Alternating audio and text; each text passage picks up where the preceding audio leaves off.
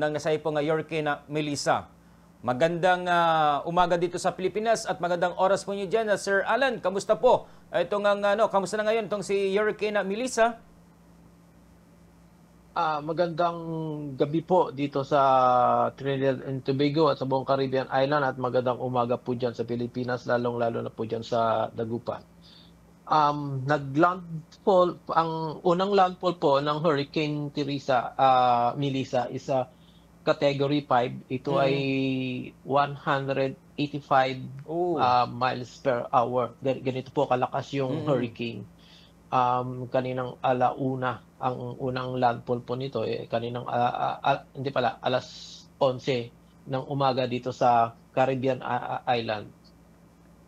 Opo. So sa ngayon po, may mga naitala na po ba tayo ng mga kasi sa lakas po nito, yung danyos saan po ba yung talagang totally hit po nito nga po nga si Hurricane Melissa, Sir Alan? Sa mismong Kapitolyo po ng Jamaica sa Kingston. Pero kung makikita nyo po sa mapa o kaya sa satellite, buong Jamaica po ang sakop nitong hurricane nito na napakalakas po talaga. Ito yung kauna-unahang pinakamalakas na tumama sa Jamaica at ito pangatlo sa pinakamalakas na naitala na tumama dito sa Atlantic. Opo, talagang category 5 pa po na ilagay po ito, Sir Alan. So, kamusta doon? Wala na pong mga, may mga reported na po ba na ilang, may casualty po ba? Kamusta po ba yung aalis na pag-evacuate ng mga ilan? Lalo na po at malapit lang po sa dagat ang ilan po doon, Sir Alan. Talagang totally makikita po natin nga po sa mga pictures. Talagang grabe po yung mga epekto po nito, Sir Alan. Kaninang umaga po, kausap ko yung Filipino community leader nila sa Jamaica na si Ma'am Harlene. Ang record po nila ng mga Pilipino sa Jamaica is nasa 200. Pero more or less po siguro baka dodoble po. Yung iba kasi hindi pa nakapag-register sa community. Kaya ang official na record po nila is 200. Nakausap ko po siya kanina, yung mga Pilipino na nagtatrabaho sa hotel, doon po pansamantala sa hotel sila sumilong at may mga pagkain naman po doon provide po ng kanilang mga employer. At after po na humina yung hurricane, naging category 4 na po siya. Papunta na po ito ng Haiti at Cuba. Pero malakas pa rin. Humina lang ng isa, naging category 4. Kausap ko kanina si Ma'am Harlene, ang Filipino community leader ng Jamaica, wala naman pong naiulat sa ngayon na Pilipino na nasaktan. Pero syempre masyado pa umaga sa mga ang Jamaica po ang population nila nasa 6 something million.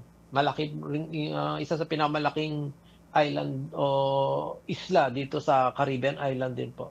At isa sa pinakamaunlad. Pagkatapos po itong sa Jamaica, ano pong susunod po na tutumbukin po nito nga po si Melissa, Sir Alan, na nagpe-prepare po ngayon? After ng Jamaica, tutumbok ko ito ng Haiti and then Cuba. And then doon naman habang baka nasa dagat po ito, lalong lalakas na naman. Ganyan po ba ang nagiging term na po nila? Humina na po naging category 4 na kaya lang naman lumakas kasi dumaan siya ng Caribbean Sea. Kasi paglagpas niya ng Cuba, iba na yung Atlantic na yun, ibang na po. Dito kasi sa Caribbean Sea, itong mga ganito panahon, mainit po yung tubig dito. Kumbaga, dito lumalakas yung mga hurricane. So paano yan, sir? Lalong-lalo na po sa ating pong wala pong I mean to say na mga trabaho ngayon na nagkakanselado, lahat-lahat na po, pati po mga kababayan po natin na may mga andyan po na nagtatrabaho. Stay at home muna lahat-lahat. Abang wala pa po kasi binabanggit po sa Jamaica, nagbabasa po tayo na parang ang hirap ngayon, parang lahat po ay talagang na-damage po eh.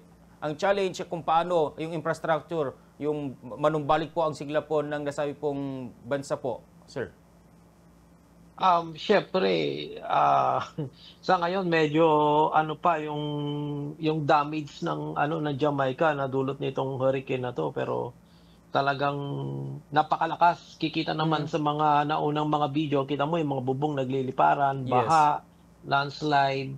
Pero sana naman yung loss of life malimitan at wala namang mamatay o yung bilang ng mga nasaktan. At lalong-lalo na yung mga kababayan nating mga OFW na nasa Jamaica.